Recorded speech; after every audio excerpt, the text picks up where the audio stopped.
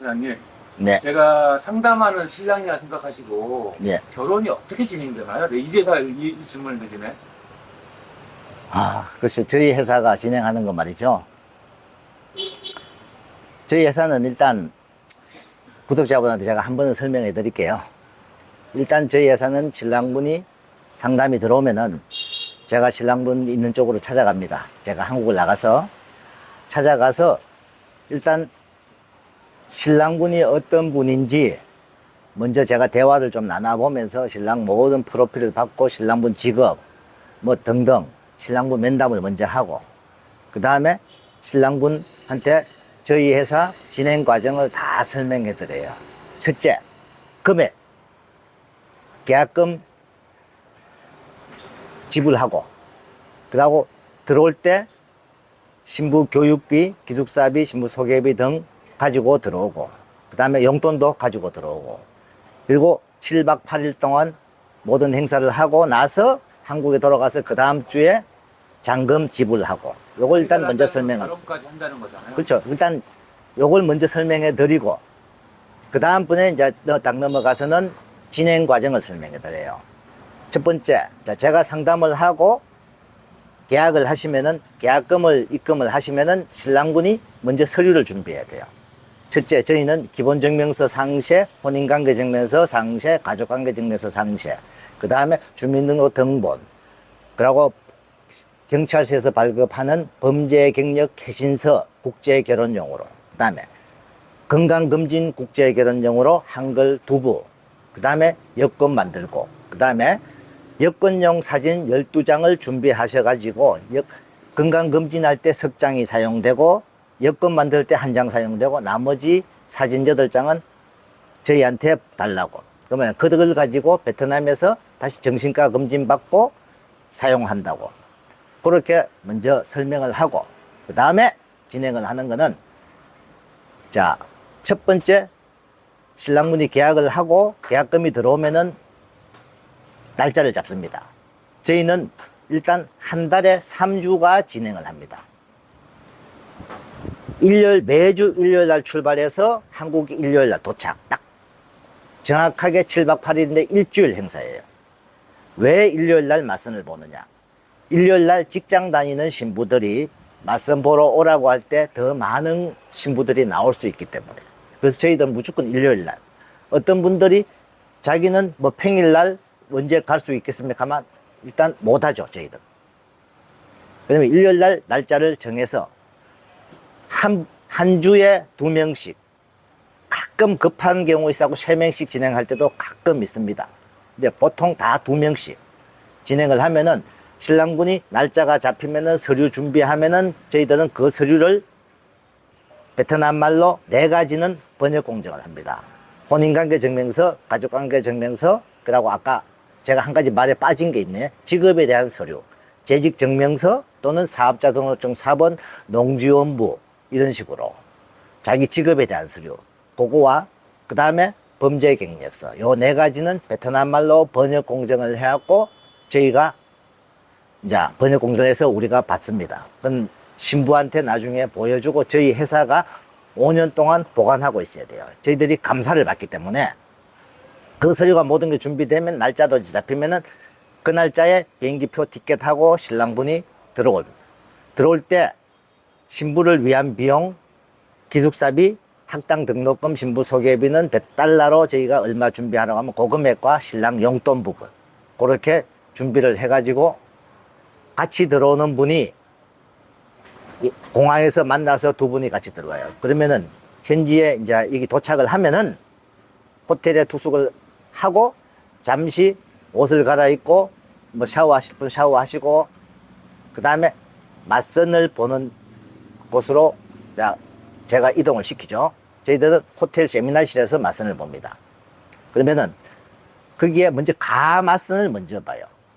처음에는 대략 3, 40명 정도의 신부로 가맞선을 본다는 건 뭐냐면 짧게 1분 이내로 짧게 신부 프로필만 잠깐 보면서 내가 저분을 맞선을 보겠다 안 보겠다를 파악을 하던 거죠.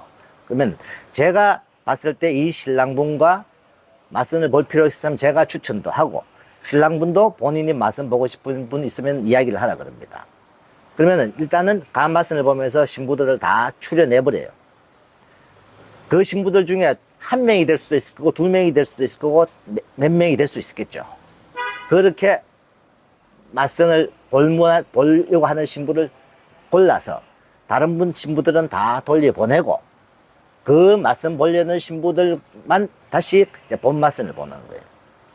거기서 본 맞선을 충분히 보고 서로 질문할 거 질문하고 그 중에서 서로가 마음에 가는 사람이 있으면은 결정, 없으면은 다시 준비, 반복, 계속 첫날, 둘째 날, 셋째 날까지도 갑니다. 그래서 가끔 저한테 신랑분들이 묻잖아요. 결혼을 맞선을 봐서 선택이 안 되면 어떡합니까? 지금까지 안 된 분은 단 한 분도 없었다. 될 때까지 저는 계속 맞선을 봅니다. 그래서 이제 일단은 신랑분이 최종 결정하기 전에 어느 정도 신랑분이 마음에 가는 분이 있다 그러면은 제가 그분을 일단 먼저 점검을 할 거는 뭐냐. 진짜 몸에 문신이 없는지는 확인합니다. 그 확인 절차를 거치고 나서 신랑분이 마음에 들었을 때 서로 선택. 그러면 같이 저녁 식사하고 커피 한 잔도 할 수 있고 다음날 신부의 종합검사, 병원 가서 종합검진을 다 받고 오후에 산부인과 정밀검사 받고 거기서 전혀 문제가 없을 시에 그 다음날 약혼식. 신부에게는 약식 결혼식이에요.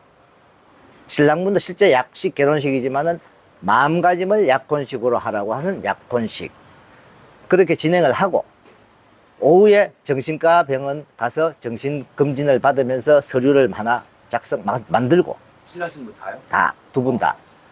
호치민 국립정신과병원에 가서 하고 저녁에 식사하시고 좀 커피도 한잔 하면서 여유를 가지고 두 사람이서 이제 같이 호텔방에서 지내고 그 다음날 아침에 신랑분들과 저하고 같이 영사관에 가서 신랑 서류를 신청을 하고 그러고 나서 신혼여행을 2박 3일 동안 저하고 같이 제가 직접 제 차로 운전을 해서 신랑 신부를 모시고 가는입니다. 그 제가 직접 가는 이유가 거기 가 있으면서 신부들을 하나하나 체크하는 거죠. 그다음에 일단 저희들은 약혼식이 딱 끝나면은 호텔에 돌아와서 하는 게 하나 있습니다. 신랑분은 잠시 기다리라고 하고 통역과 제가 신부들만 앉혀놓고 어떻게 지금부터 한국 사람과 결혼을 했을 때 어떻게 이제 해야 된다는 걸 약 30분 동안 설명을 합니다. 자, 한국 신랑들 일단은 우리가 살아온 패턴이 베트남 사람과 다르잖아요. 보통 누구든지 방을 정리정돈도 깨끗이 하기를 원할 거고 그 다음에 신랑분이 베트남에 대해서 모르니까 신랑이 커피를 어떤 커피를 먹는지부터 신부가 먼저 알아라. 그 다음에 왜? 신랑분하고 커피 한잔 하러 갈 수도 있잖아. 커피숍에요. 그러면은 신부가 시켜줘야 될 거 아니에요. 신랑분이 한국말로 시킬 수는 없어요. 몰라요. 커피숍에서. 그러니까 신부가 주문해 줄 수 있도록 신랑이 커피 그러면 아 무슨 커피를 먹는다. 그 정도는 신부가 파악을 하고 그 다음에 아침 식사할 때도 신부들 중에 아침 식사 안 하는 신부들이 가끔 있어요. 그래도 신부는 아침 식사를 안 하더라도 신랑이 아침 식사를 할 때는 반드시 신부가 같이 동행을 해서 아침 식사를 할 수 있던 등 이런 가지 여러 가지를 다 설명을 해요. 그 다음에 두 사람이 있을 때 신부가 너무 가족들과 전화 통화도 많이 안 할 것. 전화 통화도 짧게. 그리고 긴 통화는 나중에 하기를 바라고 그렇게 신부한테 설명을 다 해서 그러고 나서 신혼여행을 떠나죠. 여행을 가서 2박 3일 동안 신랑 신부가 같이 지내면서 두 사람이 어떻게 지내는가를 저는 계속 지켜봅니다. 그리고 신랑분도 저한테 주의를 받을 때도 있고 신부들도 저한테 주의를 받을 때도 있죠. 그렇지 않고서는 잘하는 경우도 아주 너무 많아요. 진짜 제가 알기로도 한 1년간 연애했던 신부라 할 정도로 진짜 막 그렇게 지내는 신랑들 많아요. 신부도. 그러니까 자 가서 저는 여행은요 두 사람이 가서 지내고 좋은 데 보고 바닷가에서 막 거닐면서 둘이 데이트도 하고 맛있는 음식도 먹고 갔으면 해산물도 쫙 시켜놓고 해산물도 먹어가면서 맛있는 음식을 먹는 게 여행의 나는 진미라고 생각하기 때문에 제가 음식에 대해서 좀 까다롭습니다. 그렇기 때문에 신랑분들이 맛있는 음식을 먹고 좋은 2박 3일 동안 좋은 여행을 가질 수 있도록 저는 최선을 다해갖고 뒷바라지하고 그렇게 3일 동안 지내고 호치민 돌아와서 마지막 날은 신랑 신부가 두 사람만의 자유 데이트 시간, 쇼핑도 나가고. 그럼 제가 신부들이 이 호치민 지리를 잘 모르니까 쇼핑센터 어디 가라고 제가 가르쳐 줍니다. 그러면 거기에 가서 신랑과 너무 많은 고가의 물건은 절대 사주지 마라. 간단한 선물, 그러고 두 사람 간에 데이트 하듯이 맛있는 것도 먹고 이렇게 지내오라고. 그러면은 신부하고 둘이서 데이트를 하면 이 신부의 성향도 좀 파악이 될 겁니다. 그리고 저녁 7시까지 호텔 들어오십시오. 그러면 저녁 7시에 들어오면은 저희 통역이 옵니다. 와서 그동안 지내오면서 신랑분이 신부한테 하고 싶은 말, 신부가 신랑한테 하고 싶은 말, 제가 봤을 때 느낀 점, 신랑 신부한테 다 또 주의 줄 점도 서로 있고 고쳐야 될 점도 있는 거, 모든 걸 토론 시간을 잠시 갖고, 그러고 나서 신랑분과 신부는 방에서 마지막 작별의 시간을 좀 갖고 밤 9시에서 10시 사이에 공항으로 가서 이제 한국으로 돌아가죠. 그러면은 신부는 이제 고향으로 돌아가서 기본 서류를 준비를 해야 됩니다. 이제 신부의 기본적인 서류, 뭐 발급받는 것들 있고, 제일 중요한 설명을 열심히 하시니까 시간이 오버가 됐어요. 자, 기본 서류 준비하고 신부가 이제 학당 등록을 하면은 그 학당에 날짜에 맞춰 기숙사에 들어와서 신부가 학교를 다니면서 신부를 다시 점검하는 시간이죠. 그리고 신부는 계속 공부를 하고 신랑분은 2달에서 2달 반 후에 보통 2차 들어와서 처갓집에 가서 관공서에 가서 결혼증명서 사인을 하고. 그거 반드시 해야 되는 거예요? 꼭 해야 됩니다. 혼인신고 절차입니다. 베트남 혼인신고 절차는 이거는 필히 사인을 해야만이 결혼 정서를 받기 때문에 두 사람이 혼인신고가 되는 거예요. 안 가면은 혼인신고가 안 되니까 진행을 할 수가 없죠. 하고 처갓집에서 전통혼례를 이제 올리는 경우가 많잖아요. 전통혼례 하고 호치민에 돌아와서 하루 정도 쉬고 한국으로 돌아가고. 그러고 나면은 이제 한국 혼인신고는 제가 준비해서 한국 혼인신고를 또 처리하고, 신랑분 비자 서류 준비하고, 신부가 공부 끝나고 하면은 비자 서류 접수하고, 대사관에 비자 서류 접수하면은 7주 후에 비자가 나옵니다.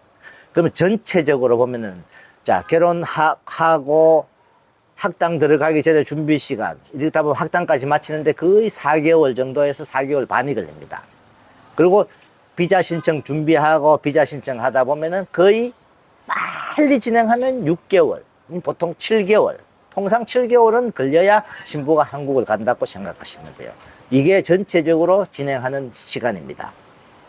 그리고 나머지는 뭐 그 외에 신랑분들이 빨리 서류 준비하면 빨라지고, 어떤 분들은 서류를 굉장히 늦게 하시는 분도 있어요. 그 다음에 여기서 중요한 거 하나, 신랑분이 출입국 관리소에서 교육을 한번 받아야 된다는 것.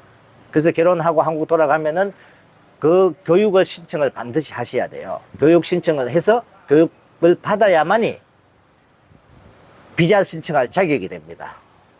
여기까지가 제가 모든 진행하는 과정입니다.